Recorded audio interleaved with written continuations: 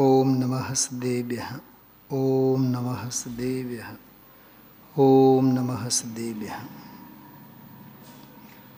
नमो अरहन्ताणं नमो सिद्धाणं नमो आयर्याणं नमो अज्जायाणं नमो लोये सवसावणम्।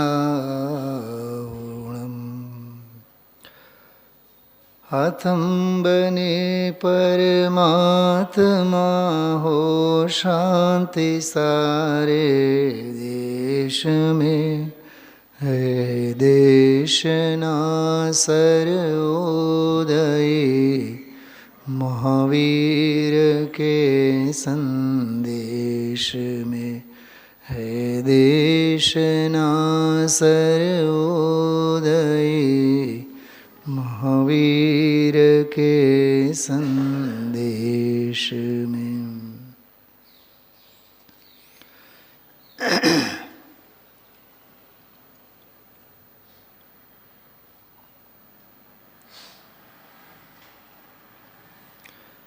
परमात्मा प्रकाश बीजो महाअधिकार एमा चौथी गाथा अने पांचमी गाथा। ગઈકાલના સ્વાધ્યાયમાં જે આવેલો વિષય ધર્મ અર્થ કામ અને મોક્ષ ત્રીજી ગાથામાં, તે જ વિષય ચોથી ગાથામાં આજે ઓર વિશેષ ઊંડા ભાવોથી પૂજ ગુરુદેવશ્રીએ મલાવ્યા, સમજાવ્યા, ઊંડા રહસ્યો એના આપણને સમજાવવાના, પીરસવાના પ્રયત્નો કર્યા છે. વિષયને ખૂબ ઊંડાણથી અને ખૂબ આત્મીયતાથી આપણે આત્મસાત કરવું જોઈએ. પહેલાં તો આજના પ્રવચનમાંના 5-6 જે વિષય બિંદુ આવ્યા છે, કેવળ એના મથાળા, એના શીર્ષક હું અહીંથી પહેલાં બોલી જાઉં છું. ઈચ્છા તો થતી હતી લાઈવ પ્રવચન વખતે જ નાનકડું સ્લાઇડ બનાવીએ, પણ સાનુકૂળતા નહોતી એટલે ન કરી શક્યા. પહેલો પોઈન્ટ હતો ચારે પુરુષાર્થનો, ધર્મ અર્થ કામ મોક્ષ. પછી બીજો પોઈન્ટ એમાં બહુ સરસ આવ્યો, ધર્મ અર્થ અને કામ ત્રણેય સિવાય મોક્ષ ઉત્તમ પુરુષાર્થ કેવી રીતે છે. ત્રીજું પોઈન્ટ હતું ધર્મ પુરુષાર્થના નામે વૈયાવૃત્તિ અંગેનો ભ્રમ. પોઈન્ટ સમજજો આ વાતને. એના અંગે મારે ખાસ 10, 15, 20 મિનિટ અત્યારે વાત કરવી છે, જે ગુરુદેવશ્રીએ વાત કરી છે. સંપ્રદાયમાં વૈયાવૃત્તિ અંગે જે ભ્રમણા, જેથી તીર્થંકર પ્રકૃતિ બંધાય, ખૂબ સેવા કરો, ખૂબ વૈયાવૃત્તિ કરો, એ આખો ધર્મ પુરુષાર્થ સંબંધીનો ભ્રમ છે. મેં મારા ગ્રંથમાં એક વાક્ય લખીને રાખ્યું છે, ભ્રમને તોડનારું સાધન ધર્મ છે, શાશ્વત સત્ય છે. યથાર્થ ધર્મની સાધના કરે જીવ, યથાર્થ ધર્મને સમજે તો ગમે તેટલા મોટા ભ્રમ હોય એ ભ્રમ ભાંગે. પણ અજ્ઞાનવશ, લોભવશ, પક્ષવશ, મોહવશ ધર્મના નામે જેટલી ભ્રમણાઓ જીવ સેવે છે, એટલે એ અર્થ કામના નામે નથી સેવતા. વાત સમજજો, એ બહુ માર્મિક વાત છે. ધર્મના નામે જેટલો ભ્રમ જીવ સેવે છે, કદાચ અર્થ અને કામ પુરુષાર્થ સંબંધી સેવતો નથી. સામાયિકને ધર્મ માને, શાસ્ત્ર વાંચવાને સ્વાધ્યાય માને, મંદિરો બનાવવા, ભગવાનને પધરાવવાને ધર્મ માને, જાત્રાને ધર્મ માને, કર્મ દહન વિધાન પૂજા વગેરે કરે તો ધર્મ માને, દાનને ધર્મ માને, પોષદોપવાસ સ્થાનકવાસીમાંનો બહુ મોટામાં મોટો બહુલ ભાગ પોહાને ધર્મ માને, પોહાને ધર્મ સામાયિકને નિર્જરાનું કારણ માને. દિગંબરોમાં પંચ મહાવ્રતાદિક જેવો તો કોઈ ધર્મ છે જ નહીં જાણે. અને અહીંયા ઠોકી ઠોકીને ગુરુદેવ કહે, બોટાદ સંપ્રદાયની આજે 3 દિવસમાં બીજી વખત આજે યાદ કરી. જે ભાવે તીર્થંકર ગોત્ર બંધાય એ ભાવ ખ્યાલમાં આવ્યું. બંધનું કારણ છે અધર્મ છે. ખરેખર કહીએ તો અધર્મ છે. વસ્તુ સ્વભાવની અપેક્ષાએ કહીએ તો અધર્મ છે. તે ધર્મ અંગે અને ધર્મ પુરુષાર્થના અંગે જો રાગને રચે એ પુરુષાર્થ ન કહેવાય, નપુંસકતા કહેવાય. તો શુભ ભાવરૂપ રાગ એટલે ધર્મ પુરુષાર્થ, ધર્મ જેને કહીએ અહીંયા.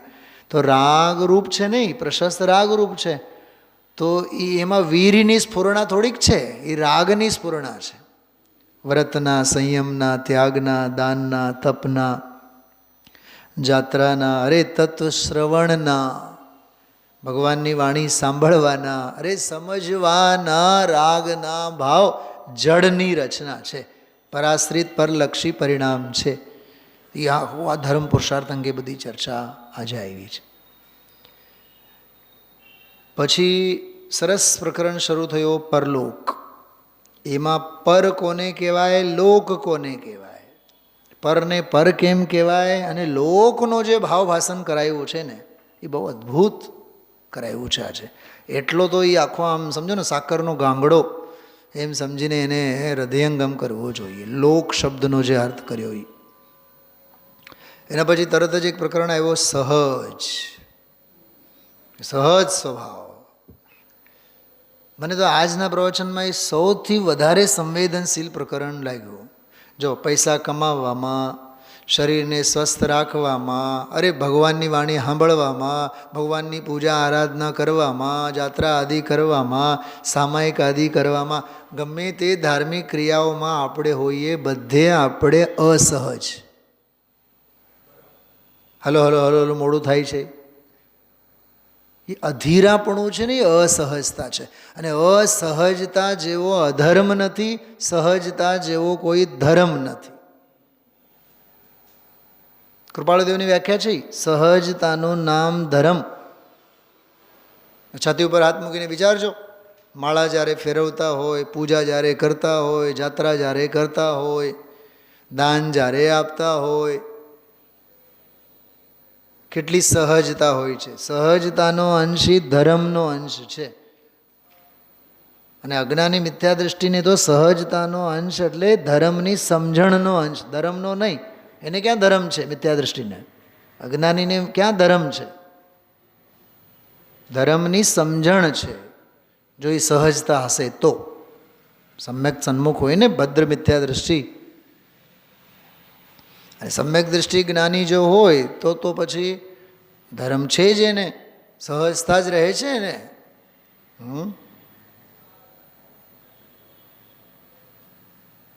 ઘણો એમાં સમજવા જેવો છે. સાધકને બેનશ્રીના વચનામૃતમાં એક બોલ આવે છે, પ્રવચન સારમાં આવે છે વાત મૂળ તો. સાધકને ઉત્સર્ગ, સર્વથા ઉત્સર્ગ અને સર્વથા અપવાદ. કમલેશભાઈ આમાંથી ગોતી આપો તો. આમાં જોજો. હા, એક્ઝેક્ટ મને નંબર યાદ નથી, ખ્યાલ આવી જશે તમને તરત જ. 8, 10, 25 તરત જ છે જ લગભગ. 20, 25, 30 વચ્ચે ક્યાંક હશે. અપવાદ માર્ગ અને ઉત્સર્ગ માર્ગ એમ. મુનિરાજને ઉત્સર્ગ અને અપવાદ માર્ગનો કોઈ હઠાગ્રહ હોતો નથી. એ બહુ સરસ બોલ છે. એ આ આખો પ્રવચન સારનો બોલ છે. ઉત્સર્ગ માર્ગ એટલે નિશ્ચય મોક્ષ માર્ગ, શુદ્ધોપયોગ રૂપ. અને અપવાદ માર્ગ એટલે પ્રશસ્ત. અહીંયા જે ધર્મ પુરુષાર્થ કહે છે ને એ. પણ સાધકને સદોષ અપવાદ માર્ગમાં જ રહીએ કે નિર્દોષ વીતરાગ માર્ગમાં જ રહીએ એવો એને આગ્રહ નથી હોતો. એ બેઉની એને સંધિ હોય છે. અપવાદ આવે તો અપવાદ, સવિકલ્પ અવસ્થામાં હોય તો સવિકલ્પ અવસ્થામાં. એવું નથી હોતું કે નિર્વિકલ્પ અવસ્થાનો બહુ રાગ અને સવિકલ્પ અવસ્થાનો બહુ અણગમો. ભાભી અણગમો ન હોય. યુગલજી બાબુજીના હમણાં સ્વપર પ્રકાશક અંગેના લગભગ ગઈકાલે 8મો 9મો કે 5મો સ્વાધ્યાય છે ક્રમબદ્ધ પર્યાય અંગેનો. સફર પ્રકાશકના તો આવ્યા જ, પણ ક્રમબદ્ધ પર્યાય અંગેનો લગભગ 5મો છે. તો કાલે આવ્યો હાથ વેત જ તરત જ મેં લાભ લીધો એનો. એમાં એક બહુ સરસ એને એક વાત કરી કે જીવોના પરિણામ, અજીવના પરિણામ, જે મૂળ ગાથાઓ છે, તો 181, 82, 83, 84 જે ગાથાઓ છે આપણી, બરાબર ને નંબર? સર્વ વિશુદ્ધ જ્ઞાન અધિકાર. હા, 308, 9, 10, 11. હા, 308, 9, 10, 11 સર્વ વિશુદ્ધ જ્ઞાન અધિકારની શરૂઆતની 4 ગાથાઓ. તો શૈલાબેન, મને તો એ વાત પહેલી જ વખત મગજમાં આવી, પહેલી જ વખત મેં સાંભળી એટલા જોરથી. એણે કીધું કે પર્યાયો ક્રમબદ્ધ જો ન હોય તો જીવ જીવ જ ન રહે. જીવ, કેમ કે એમાં આવ્યું ને કે જીવો તાવત આત્મ પરિણામે ઉત્પદ્યમાનો જીવ એવ ન અજીવ. જીવ જીવ જ છે, કેમ કે પોતાના આત્મ પરિણામ એટલે પોતાના પરિણામોથી પરિણમતો તે જીવ જીવ જ છે, અજીવ નથી. પણ એમાં એણે આત્મ પરિણામોથી પરિણમતા, તે પરિણમન પણ કેવું અનિવાર્ય છે જીવના જીવત્વ માટે, એ આખું સિદ્ધ કર્યું. અને પછી એક બહુ સરસ ન્યાય આપ્યો કે પર્યાયને પર્યાયના પરિણમન તરીકે જોવાનું. એ સ્વપર્યાય છે, પર પર્યાય છે, એટલે સ્વભાવ પર્યાય છે કે વિભાવ પર્યાય છે, એ નહીં જોવાનું, પરિણમન માત્ર નહીં જોવાનું, બરાબર? પછી કે અપરાધ ભાવે, શું છે નંબર 11મો? હા, બસ. એવું બોલ્યા કે ઉત્પાદ અને વ્યય રૂપે થતા જે પર્યાય પરિણમન છે એને જ લેવાનું. પછી અવિકારી હોય કે વિકારી હોય, બરાબર? પછી ખબર શું બોલ્યા કે જે જીવ એમ માને છે મારે વિકારી પર્યાયનો ઉત્પાદ વ્યય કરવો જ નથી, મારે તો નિર્વિકારી અને અવિકારી જ પર્યાયો મારે જોઈએ, એટલે વિકારી પર્યાયોનું પરિણમન ઉત્પાદ વ્યયરૂપ જે જીવને સ્વીકાર નથી, એમ કીધું એ દ્રવ્ય પોતે અપરાધી છે. ભાભી, જે અધીરાપણું છે ને આપણા જીવનમાં, એ અધીરાપણાનો પરિચય છે, અપવાદ માર્ગનો છે. અપવાદ તો અપવાદને સ્વીકારો. શું કમલેશભાઈ? નયું પાક્યું છે ને, તો સ્વીકારો ને સહજ ભાવથી. જે દેહની સ્થિતિ છે એ દેહની સ્થિતિને સ્વીકારો. પ્રતિકૂળતામાં કાં ખેંચાયેલા રહો છો, તો પ્રતિકૂળતામાં ખેંચાયેલા રહો છો એટલે અનુકૂળતામાં ઉલાળા મારવાના જ, દાંત કાઢવાના જ. દાંત કાઢવાના જ, કાઢો કે નહીં કાઢો, એ રાગનો દરિયો પડેલો છે. અને પ્રતિકૂળતામાં તમે રોવાના જ. હર્ષ અને શોકના આવા સંસ્કારો અંદરમાં પડેલા હોય તો આપણને મુમુક્ષુઓને આત્માર્થીને હવે આ તત્વ સાંભળીએ ને તો આપણને એમ જ થયા રાખે, નહીં, વિકારી તો નહીં જ, પણ વિકાર છે ને, અને વિકાર કોકે કર્યું નથી, તે તારા નિર્વિકાર સ્વભાવના વિસ્મરણ કર્યા, આળ દીધા, એને લીધે પર્યાયમાં વિકારી પરિણમન છે. નવરંગપુરા સમજાય છે? તે વિકારી પરિણામને પણ પરિણામ તરીકે પહેલાં સ્વીકારતા શીખો, તો ક્રમબદ્ધ પર્યાય સ્વીકારમાં આવ્યો. શું ભારતીબેન? ને મારે તો અમદાવાદથી ફ્લાઇટમાં જવાનું છે, અહીંથી કારમાં જવું પડશે, ધક્કા ખાવું પડશે. પોઈન્ટ સમજાય છે મારો? નહીં, અમે કારમાં કેવી રીતે? અમે તો ફ્લાઇટવાળા. અરે ફ્લાઇટવાળા ફ્લાઇટની જગ્યાએ, પણ ત્યાં સુધી જે અપવાદ છે, એટો રિક્ષા પકડવા માટે કે કાર ભાડેથી લીધેલી, કલાક મોડેથી આવે તો મોડેથી, પણ એ જે પરિસ્થિતિ છે એને સ્વીકારો. સાચું કહો, તમે છાતી ઉપર હાથ મૂકીને મને વિચાર કરો, બતાવો. જે પાપના ઉદય આવે, જે સંયોગોની પ્રતિકૂળતા આવે, દીકરો માને નહીં, વહુ માને નહીં, આડોશ પાડોશવાળા મગજમારીના કારખાના હોય, એ ભાવને, એ ઉદયની વિચિત્રતાને કેટલા સહજતાથી આપણે સ્વીકારીએ છીએ. જરીક અગવડતા, હા, સોનગઢમાં પ્રતિષ્ઠા હોય, ગયા હોય, અને ત્યાં ને ત્યાં હાથ બાંધીને ઊભા, કલાક 2 કલાક સુધી કોઈ સુખ સગવડતા, કોઈ પૂછવાવાળા ન હોય. કાં બેંકે જાઓ છો ત્યારે પણ એમ જ થાય છે, તમારો વારો આવે, આપણો વારો આવે, કેવળ આપણે અકાઉન્ટમાં બેલેન્સ જોવાનું હતું અને આપણો વારો આવે અને ઓલો ઊભો થઈને બાથરૂમ વયા જાય, કોમ્પ્યુટર બંધ થઈ જાય. બિલકુલ કોમ્પ્યુટર બંધ થઈ જાય. મારે તો રેલવે ટિકિટ જ્યારે હું ત્યાં લેવા માટે જતો બારીએ કમલેશભાઈ, એટલે જ્યારે પણ 8-10 વર્ષ જ્યારે પણ જઈએ ને નિરંતરાય ભાવે ફટાક દઈને ટિકિટ મળી હોય એવું કોઈ દી ન બને. એક વખત તો એવું થયું એન્ક્વાયરીના એમાં ક્યાંય ઊભો રહ્યો, મને ખબર નહીં, બોર્ડ ક્યાંય માર્યું નહોતું. એ કંઈક ભાઈ સાહેબ પહેલાં તો 10-12 જણા, પછી તો મારો વારો આવ્યો, પછી કહે કે અહીંયા નહીં બીજી લાઈનમાં, ત્યાં સુધી તો ત્યાં 50ની લાઈન થઈ ગઈ હતી. સહજતાથી સ્વીકાર કરો ને. પોઈન્ટ શું સમજાય છે બતાવો? ક્રમબદ્ધ પર્યાયના પરિણમનમાં અને પરિણમનના સ્વીકારમાં નિર્વિકાર તો ક્રમબદ્ધ છે જ, પણ વિકાર જે પરિણમન છે એ ક્રમે જ બંધાયેલા જ પરિણમન થાય છે ને. તો વિકારી પરિણમનનો પણ ક્રમબદ્ધ પરિણમન છે, ક્રમસહજ પરિણમન છે, એને પણ સહજ ભાવે સ્વીકારો તો ક્રમબદ્ધનો સ્વીકાર નંબર 1. નંબર 2, જો એને નહીં સ્વીકારો તો એ દ્રવ્ય અપરાધી છે, એટલે જીવ અપરાધી છે. કેમ કે જીવ પોતે પોતાના નિરપરાધ સ્વભાવને સ્વીકાર ન કર્યો, માટે પર્યાયમાં આ બધા લોચા ઊભા થયા છે.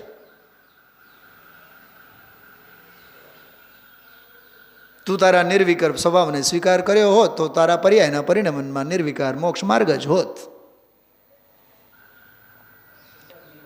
એટલે આ બધું આ ધર્મ પુરુષાર્થના સંદર્ભમાં સમજવા જેવું છે. બહુ ઊંડી ચર્ચા છે આ બધી. લાગે છે સહેલી નથી આ. ધર્મ અર્થ કામ મોક્ષના સંદર્ભમાં જે બધી વાત કરી છે આજે, કાલ રાત્રે તો નહીં ને, લગભગ સવારના સ્વાધ્યાયમાં મેં કીધું હતું કમલેશભાઈ, સવારના સ્વાધ્યાયમાં ધર્મ પુરુષાર્થમાં ધર્મ છે જ નહીં. ગઈકાલ સવારે જ કીધું હતું મેં. અમદાવાદવાળા સાંભળો શું કીધું? ધર્મ પુરુષાર્થમાં ધર્મ જ નથી. બેન સમજાય છે તમને? વેવાઈ ઓફ દિલીપભાઈ, હા વેવાણ, બોલો સાહેબ. ધર્મ પુરુષાર્થમાં ધર્મ જ નથી. ઓહો એવું? હા, તો ધર્મ ક્યાં છે? મોક્ષ પુરુષાર્થમાં ધર્મ સિવાય કંઈ નથી. સાચો ધર્મ પુરુષાર્થ તો મોક્ષ પુરુષાર્થ છે. ફરીથી, સાચો ધર્મ પુરુષાર્થ તો, અને એક વાત સમજો, તમે બંનેને કહું છું, છેલ્લા 5-6 પ્રવચનો સાંભળ્યા હોય, સમજ્યા હોય તો જ આ વાત સમજાય હું જે કહું છું.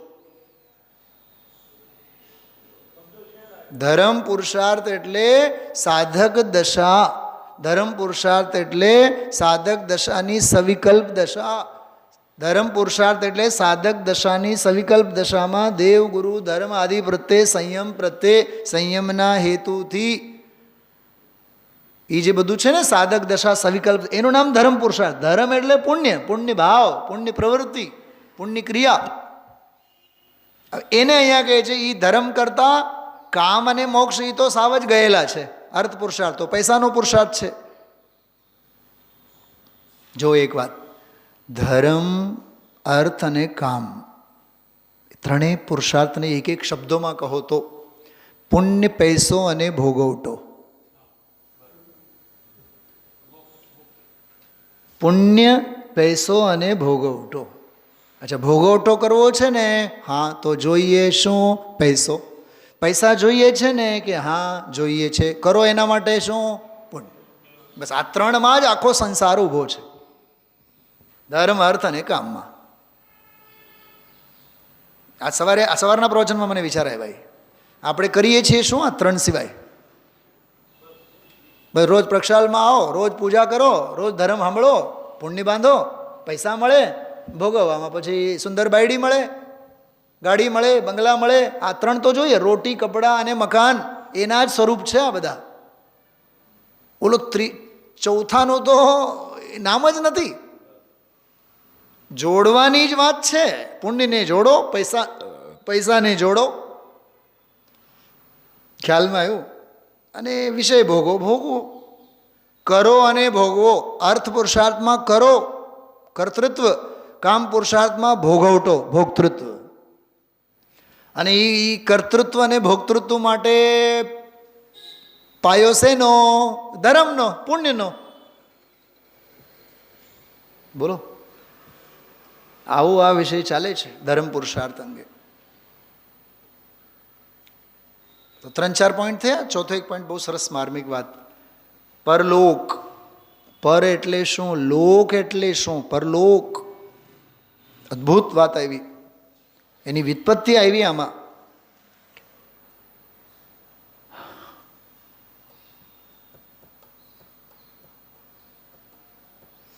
ત્યારબાદ એમાં સરસ વાત આવી.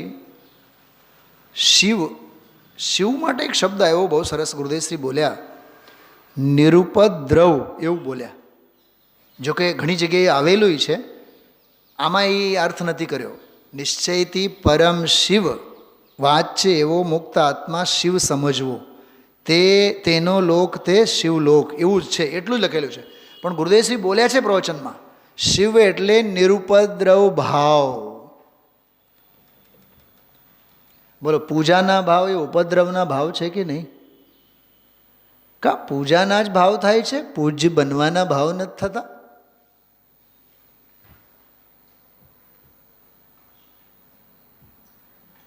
ઉર્વશીબેન છે ને, ઉર્વશીબેન સોનગઢ, વિજયભાઈ, મને ઘણી વાર કહે, અમે લોકો ત્યાં 64 ચામર મોકલ્યા, અહીંયા 64 ચામર મોકલ્યા, અહીંયા મોકલ્યા, ફલાના મોકલ્યા, ઢોકના મોકલ્યા. મેં એને કહું, તમે એક કામ કરો, તમને જ કોઈ 2 ચામર ચડાવે એવું તમે કામ કરો.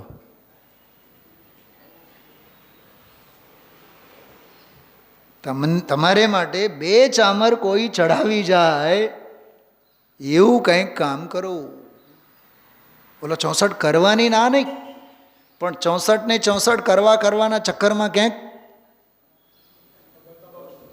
આયુષ પૂરું ન થાય, કેમ કે ધર્મ પુરુષાર્થમાં આવે છે. ખરેખર સાચું કહું ને, અંતરંગનું પ્રશસ્તતમ પરિણામ છૂટવા રૂપના વીતરાગ ભાવ પ્રત્યેની લાગણી, સાચો ધર્મ પુરુષાર્થ તો એ છે. સવિકલ્પવાળો, અતિશય પુણ્યવાળો ધર્મ પુરુષાર્થ તો એ છે. જો કે ઓલો પરિણમન છે એ સાચો ધર્મ પુરુષાર્થ છે. ધરે એ ધર્મ, ધારણ કરે એ ધર્મ. એક સ્વાધ્યાયમાં આપણે વાત કરી હતી, પરિણમનનું નામ ધર્મ છે, પરિણમનના પરિણામનું નામ ધર્મ નથી. પરિણમનના પરિણામનું નામ તો શુભ છે, એ અધર્મ છે. પરિણમનનું નામ ધર્મ છે. બેન શૈલાબેન યાદ આવે છે? 1-2 મહિના પહેલાં મેં આ વાત કરી હતી. પરિણમનનું નામ ધર્મ છે, પરિણમનના પરિણામનું નામ ધર્મ નથી. પરિણમન કરું, પરિણમન કરું, પરિણમન કરું, મારે તો હવે બસ પરિણમન કરવું છે, એ એવા જે પરિણામ છે એ શું છે? એ શુભ ભાવ છે.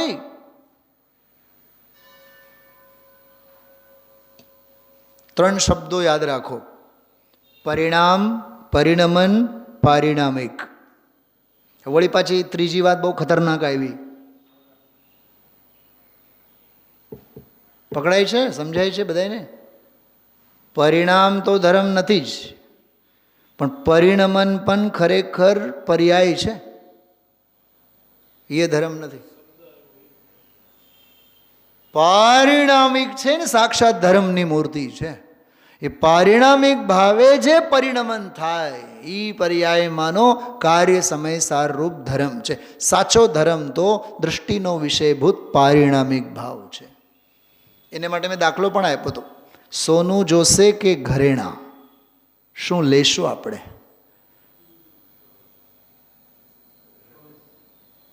અરે અમે અમારી રીતે ઘરેણાઓ ઘડશું, સોનું આપો તમે બસ. અરે મૂળ માલ આપો, કાચું માલ આપો, તમે કારણ આપો. અમે કાર્ય તો અમારી રીતે નથી, લગ્નમાં વગેરે નથી કરતા. બધા પૈસા આપી દેવાના આપણે 5,000, પછી એને જે વધુને એને વરને જે એને માફક આવે એ બધા એની મેળે લઈ લેશે. 200-500 રૂપિયા ઝાઝા પૈસા આપી દેવાના આપણે, કેમ કે આપણે પછી ખરીદેલો ગિફ્ટ એમને પસંદ પડે ન પડે, કેટલું બધું પ્રેક્ટિકલ હોય છે. આપણે કાચું માલ આપો, કારણ આપો. કાર્ય અમે અમારી રીતે કરી લઈશું. આ વાત મેં તે દિવસે કરી હતી. આપણી સાથે થાય છે શું ખબર? આપણે આપણા પીઠ થાબડીએ છીએ પરિણામ કરીને. જીનવાણી કહે છે પરિણામ કરીને તમે ઊભા થયા ને, વ્યવહારાભાસી છો. શું કીધું સાહેબ? વ્યવહારાભાસી ક્યાંથી આવ્યા? તો શુભ ભાવ કરીને ઊભા થયા ને, તો શુભ ભાવ થઈને કરીને ઊભા થયા એ વ્યવહારાભાસ છે. તો કરવાનું શું? શુભ ભાવ કરીને ઘર ભેગા નહીં થઈ જવાનું, શુદ્ધ સ્વભાવ ભાવમાં લીન થવાનું, એટલે પરિણમન. પરિણામ માત્ર નહીં કરો, પરિણમન કરો. પરિણામ માત્રમાં નહીં સંતોષાઓ, પરિણમનમાં સંતોષો. ખરેખર તો પરિણમનમાં પણ સંતોષવા જેવું નથી, કેમ કે એ પર્યાય ભાવ છે. 38મી ગાથા 50મી ગાથા નિયમસારની ભાષામાં એ ક્ષયોપશમિક ભાવ છે, એ ઔપશમિક ભાવ છે, ઉપશમ ભાવ છે, અને એ પૂર્ણ હશે તો એ ક્ષયિક ભાવ છે. શૈલાબેન પકડાય છે વાત? પરિણમન છે. પરિણમન એટલે આત્માનુભવ, પરિણમન એટલે રત્નત્રય પરિણામ, પરિણમન એટલે શુદ્ધોપયોગ, પરિણમન એટલે શુદ્ધાત્માભિમુખ પરિણામ. ચોથે ગુણસ્થાને છે પહેલા સમયે તો એ ઔપશમિક છે, ઉપશમ ભાવ છે. જરીક આગળ વધે તો ક્ષયોપશમ ભાવ છે, અને અરહંત અને સિદ્ધ દશામાં હશે તો એ ક્ષયિક ભાવ છે. પરિણમનની વાત કરું છું. તો કહે છે કે સાધક અવસ્થાનો ઔપશમિક, ક્ષયોપશમિક કે સંપૂર્ણ સિદ્ધત્વ અરહંત દશામાંનો ક્ષયિક એ પરિણમન, એ પર્યાય ભાવ છે, એ ધર્મ નથી. ઓહો હો હો હો! તો ધર્મ પારિણામિક, શુદ્ધ પારિણામિક એ ધર્મ છે. એને સ્પર્શીને જે પરિણમન થાય એનું નામ પરિણામ, એનું નામ પરિણમન. એ આશ્રય લેવા લાયક નથી, ત્યાં ઊભું રહેવા લાયક નથી, એ આલંબન લેવા લાયક નથી. ઓહો! તો પછી આલંબન પરમ પારિણામિકનો આલંબન એ સાચો ધર્મ પુરુષાર્થ. સાચો એ ધર્મ પુરુષાર્થ, એનાથી જે બાય પ્રોડક્ટ થાય પરિણમન, એનું નામ ધર્મ, એનું નામ ધર્મ. અને એના માટે જે પરિણામો સેવીએ ને, રોજ મંદિરે જવું જોઈએ, વરસમાં જાત્રા કરવી જોઈએ, પંચકલ્યાણકો ઉજવવા જોઈએ, સંયમથી રહેવું જોઈએ, ખાનપાન આદિકનો વિવેક રાખવો જોઈએ, એ બધું વ્યવહાર ધર્મની કોટીમાં. ધર્મ નહીં, વ્યવહાર ધર્મની કોટી. જૈનોનું સદાચાર. કમલેશભાઈ એમાં કાંઈ માલ નથી. અમે જૈન છીએ, અમે તો દી છતાં જમીએ છીએ. પણ જમો છો ને? બેવ હાથેથી ખાઓ છો ને? નિરાહારપણું ક્યાં છે? નહીં નહીં, અમે તો છાશ રોટલા જ ખાઈએ. પણ ચાર વાટકા ભરીને છાશ પીવો છો ને? નહીં, અમે તો આઠમ આવે, અષ્ટાનિકા આવે, અમે તો આંબેલ કરીએ. પણ મગના લીટર તો પાણી પીવો છો ને?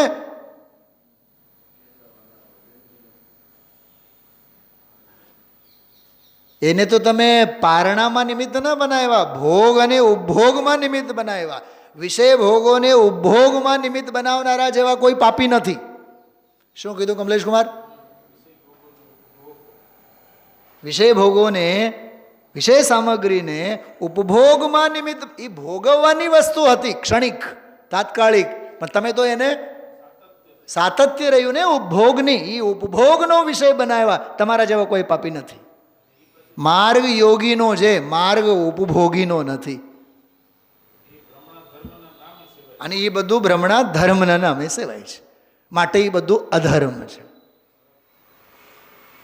બોલો સાહેબ, આ છે ધર્મ પુરુષાર્થ. આપણે સમાજમાં ચાલે ધમાધમ ધમાધમ ધમાધમ ધમાધમ.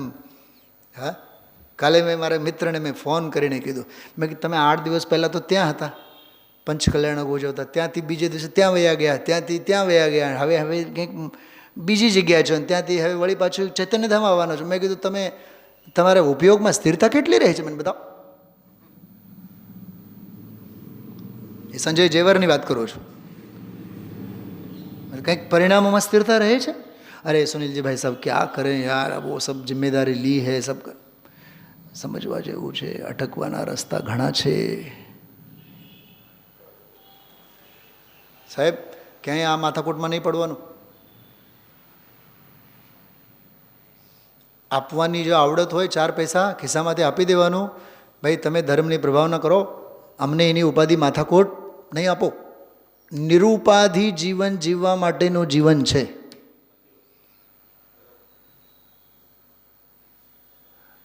બે વેણ બોલવાથી કામ થતું હોય તો અમારે 3 વેણ કહેવા નથી, અને મૌન રહીને કામ થતું હોય તો અમારે તો બોલવાનું જ નથી. બોલીને દ્રવ્યશુદ્ધ શા માટે વિરાધના કરીએ? દ્રવ્યશુદ્ધ નહીં, ભાવશ્રુતની તો ભવમાં થતી આવે જ છે વિરાધના. બોલીને શા માટે અમે દ્રવ્યશ્રુતની વિરાધના બગાડીએ? ઈશારાથી કામ થતો હોય તે ઈશારાથી કરીએ. એમાંય અનુમોદના તો દોષ તો લાગવાનું જ છે ને.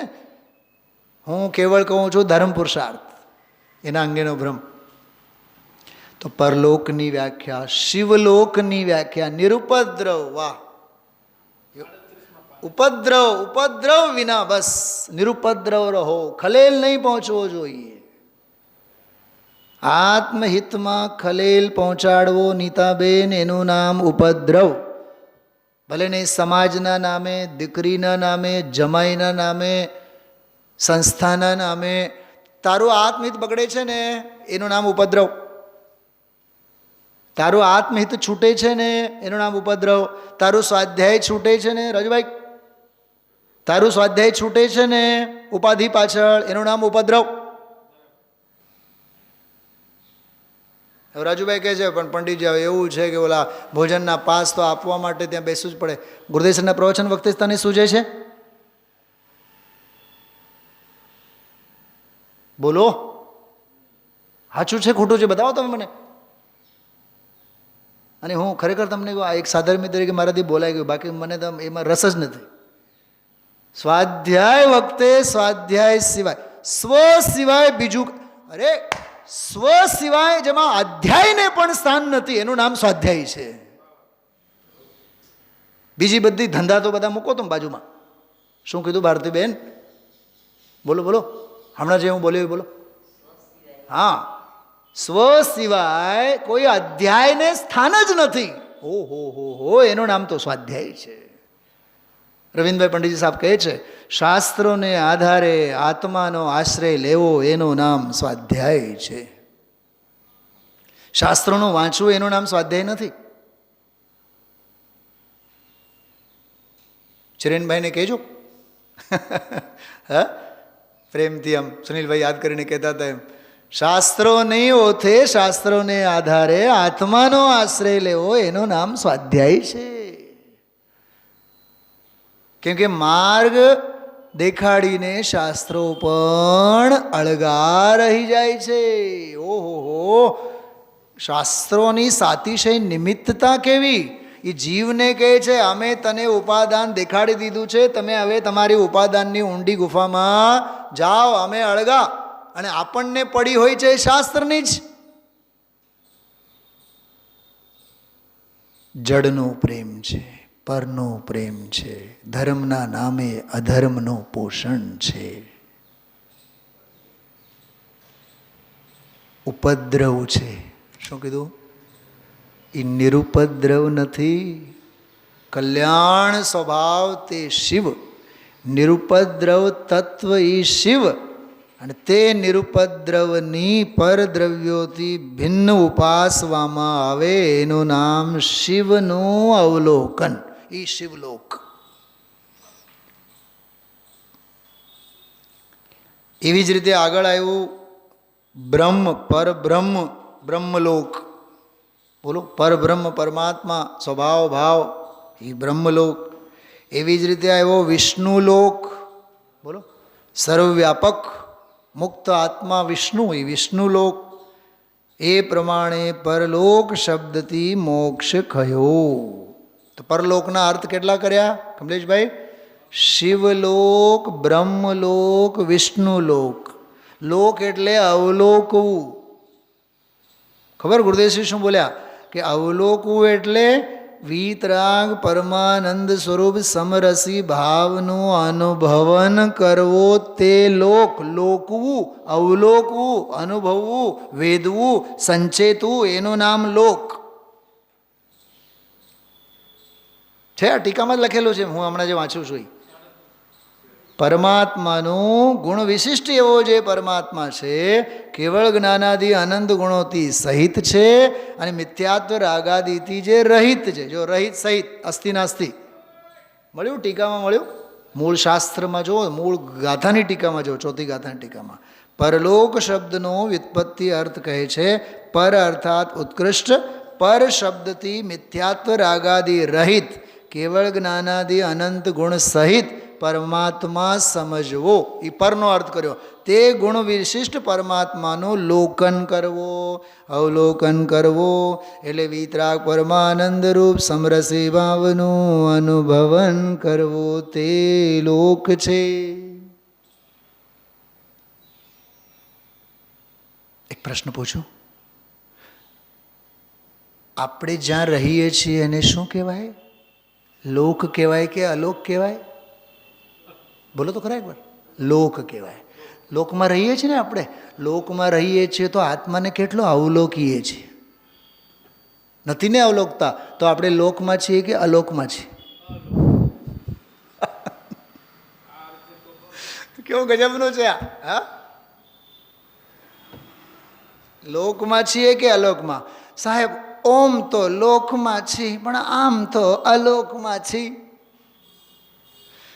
હા, ઓમ તો લોકમાં જ છો પણ આમ છો ને, આમ ક્યાં છો? અલોકમાં છો. અલોક એટલે લોકવાનો, જોવાનો, અનુભવવાનો, સંચેતન કરવાનો. એની તો કાંઈ કિંમત કદર કાંઈ છે નહીં. જલ મેં મીન પ્યાસી. સમજાડો કમલેશભાઈ. દીપચંદજી કાસલીવાલ સાહેબે અધ્યાત્મ પંચસંગ્રહમાં એક બહુ વિચિત્ર દાખલો આપ્યો છે. ઓલી કડચી હોય ને, કડચી, પડી, ચમચો, મોટો ચમચો જે હોય, પડી જેને કહીએ, એ ખીરના તગારામાં પડેલી હોય. તપેલું હોય ને મોટું. હવે ખીરના તપેલામાં જે કડચી મૂકેલી હોય, પડી જે હોય, એ આખો દિવસ ગામને પાયા રાખે, ભરી ભરીને પાયા રાખે. પાય ત્યારે જ્ઞાનની દશા, ડૂબેલ રહે ત્યારે ધ્યાનની. એ મારા તરફથી બોલું છું, એમાં નથી એવું. એ પાય બીજાને ત્યારે જ્ઞાનની દશા અને એ જ્યારે ડૂબેલ હોય ત્યારે ધ્યાનની દશા. પણ ગજબ છે, એક ટીપું પોતે ન પીવે. એ કડચી કેટલી પીવે છે બતાવો. દીપચંદજી કાસલીવાલ સાહેબે એનો દાખલો આપેલો છે.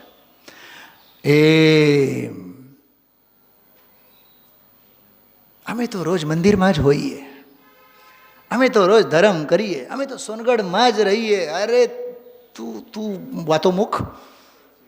એ કડચી જેવો છે. એ તો સ્વાદ કેટલો લીધો છે બતાવો ને. તું ડૂબેલો તો રહે છે પણ ડૂબેલ રહે એનો અર્થ કાંઈ સ્વાદ હોય એવું નહીં. મીઠી નિંદર નીની પણ હોય. હા,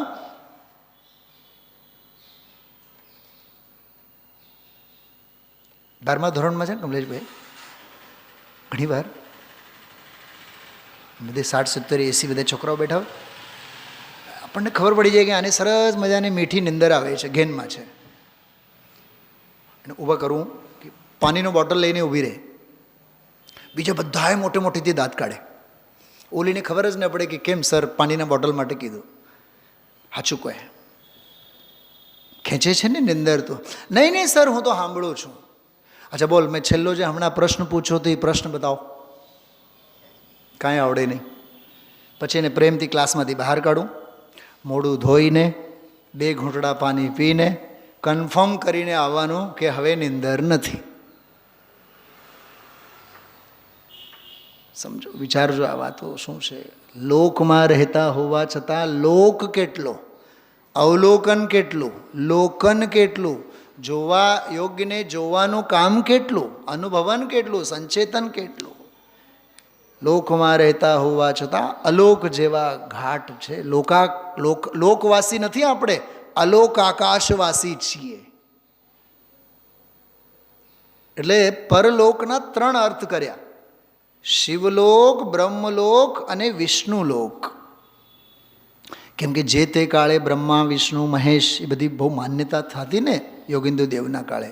તો અહીંયા તો અધ્યાત્મના અર્થમાં એ બધી ચર્ચા બહુ સરસ ગુરુદેવશ્રીએ આજે કરી છે. જો આ આપણે સપર પ્રકાશક સંબંધી જે ક્રમબદ્ધ પર્યાયની વાત કરતા હતા ને, જો મુમુક્ષુ અને બેનશ્રીનો બોલ છે, મુમુક્ષુઓને તથા જ્ઞાનીઓને, જો જ્ઞાનીઓને તો છે જ, પણ મુમુક્ષુઓને પણ, સૌથી મોટી બીમારી મુમુક્ષુઓને છે. આમ જ હોવો જોઈએ, તેમ જ હોવો જોઈએ. શું જે છે એને જાણો.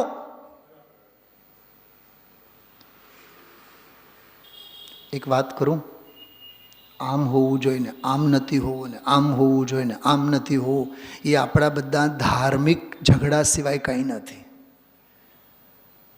વસ્તુ સ્વરૂપ જેમ છે તેમ છે જ. મરીચીને નહોતો પામવો તો ન જ પામ્યા, શેરની દશામાં પામવું હોત તો પામ્યા જ પામ્યા. એ જોઈએ જોઈએ વાળી ભાષા છે ને, એ વસ્તુ સ્વરૂપથી વિરુદ્ધ ભાષા છે. વસ્તુ સ્વરૂપમાં આમ કેમ પ્રશ્ન જ ઊભો નથી થતો. એટલે મુમુક્ષુઓને અને જ્ઞાનીઓને અપવાદ માર્ગનો, જો અપવાદ માર્ગ એટલે સદોષ, સવિકલ્પ સદોષ માર્ગ, રાગ પ્રશસ્તવાળો માર્ગ, જેને ધર્મ પુરુષાર્થ કીધો આમાં, બરાબર. અપવાદ માર્ગનો કે ઉત્સર્ગ માર્ગનો, ઉત્સર્ગ માર્ગ એટલે વીતરાગ માર્ગ કે છે, એ બેવનો આગ્રહ ન હોય. બોલો કા ઉત્સર્ગ માર્ગ આવે તો અભિનંદે કે હા અભિનંદે, અપવાદ માર્ગ આવે તો એ અભિનંદે કે હા એને જ્ઞેય ભાવે સ્વીકારે, અણગમો નહીં કરે. અરે રે અમે તો નિર્વિકલ્પમાં જવાનો હતો અને ક્યાં વિકલ્પ આવ્યા, એવું જ્ઞાનીને ન હોય. જો જ્ઞાનીને જ્ઞાનનો રસ હોય પણ રાગ પ્રત્યે દ્વેષ ન હોય, જ્ઞાનીને જ્ઞાન પ્રત્યે રસ જરૂર હોય, ધર્માનુરાગ જરૂર હોય, પણ આવી પડેલ રાગ પ્રત્યે દ્વેષ ન હોય, રાગ પ્રત્યે પણ જ્ઞેય ભાવે એને સ્વીકારે. ભાઈ હોય છે, હેય છે પણ હોય છે, અને હોય છે પણ હેય છે. બોલો શું કીધું ફરીથી? હોય છે પણ હેય છે, એ તત્વની સમજણ. અને હેય છે એટલે અમારી દ્રષ્ટિ, પણ પર્યાયનો સત્ય કહે છે હોય છે. ત્રીજી વખત બોલું છું, હોય છે પણ હેય છે, અને હેય છે પણ હોય છે. સાવ તમે કાઢી નહીં નાખો એને. સિમંદર ભગવાન મોક્ષે જ જવા માગતા હતા ને, તો કાં વિદેશ ક્ષેત્રમાં લેન્ડિંગ કરીને ઊભા છે અરહંત દશામાં? એના હાથમાં છે 4 આઘાતીય કર્મોનો અભાવ કરવો, અશેષ કર્મનો ભોગ છે કે નહીં? તો છે એ છે. પોઈન્ટ સમજાય છે? આપણે શું સમજીએ ખબર? હાય હાય હાય હાય હાય આ રાગ થયો, ફલાણું થયું, ઢીકણું થયું, અણગમો છે. સહજ ભાવે એને સ્વીકાર કરો.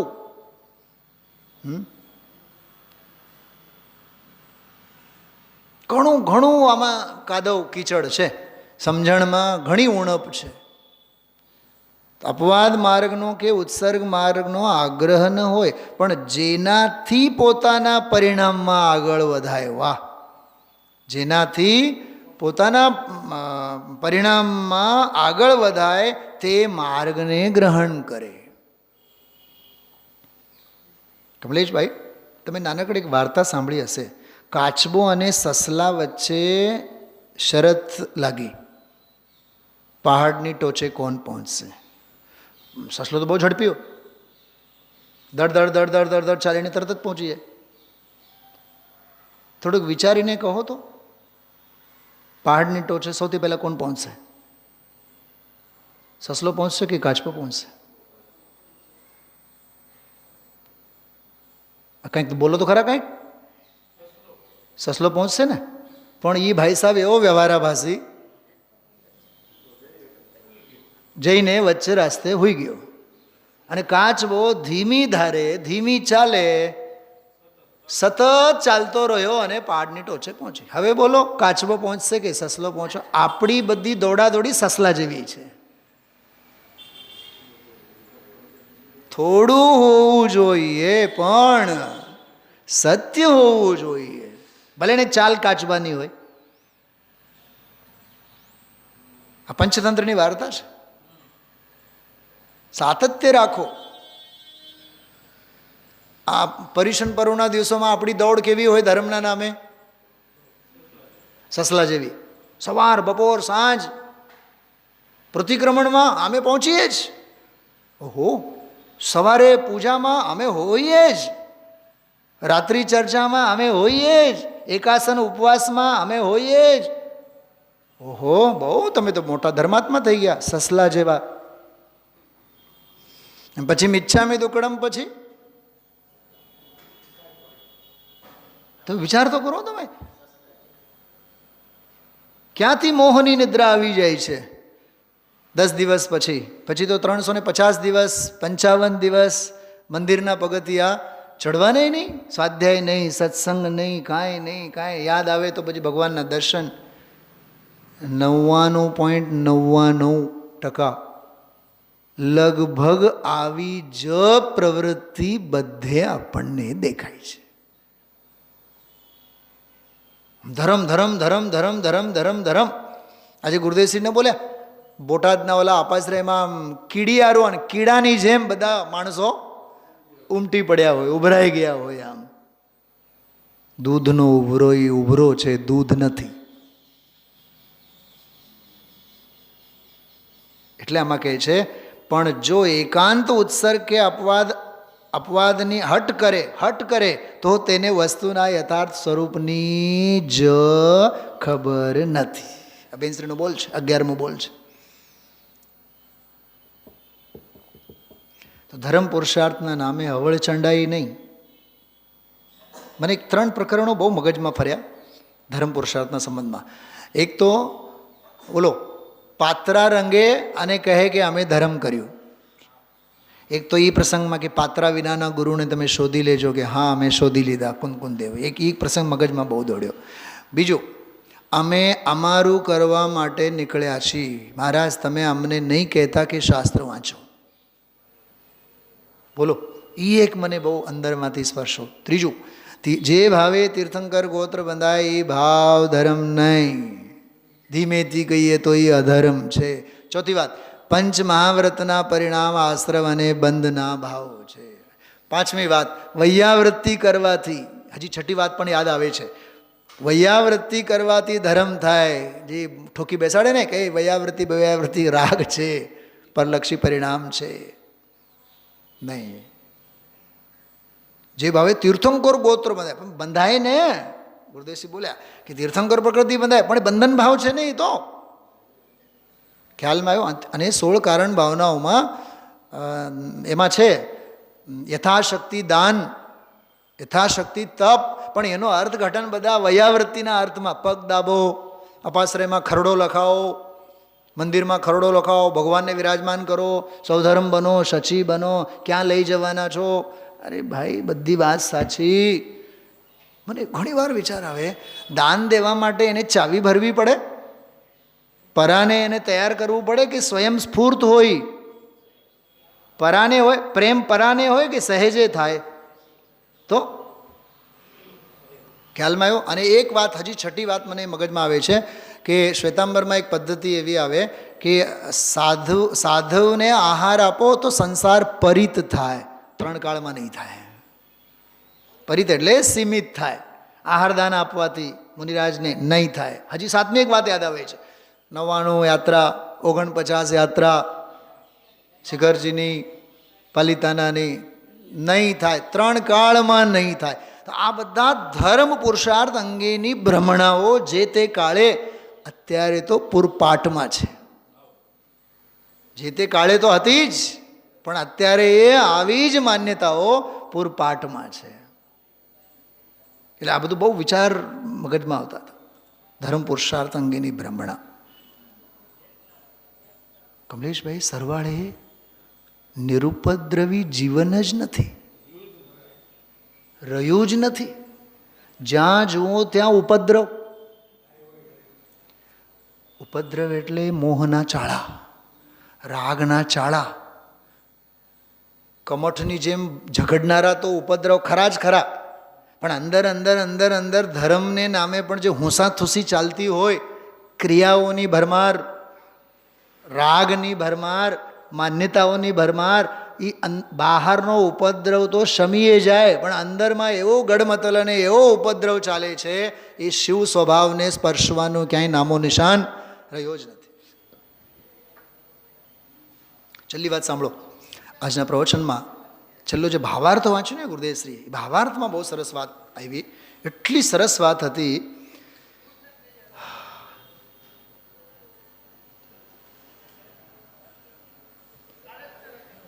જો એક સેકન્ડ, 5મી ગાથા છે.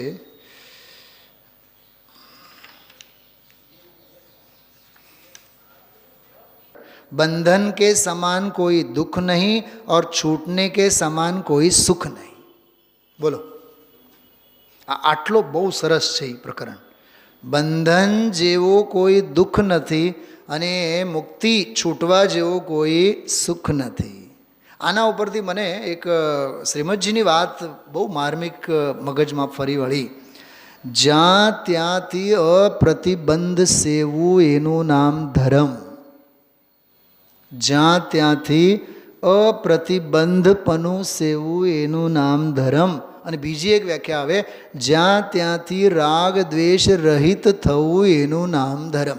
વવાણિયામાં એ જે સ્મૃતિ ભવન બનાવ્યું છે ને, ત્યાં મોટા કમાણ ઉપર આ વાક્ય લખેલું છે, જ્યાં ત્યાંથી રાગ દ્વેષ રહિત થવું તે ધર્મ. એ વાત છે અહીંયા. બંધન જેવો દુઃખ નથી, મુક્તિ જેવો કોઈ સુખ નથી. વિચારજો, ઘણી ગંભીર ચર્ચા આ બધી ગાથા 4 અને 5ને આધારે આજે આવી છે.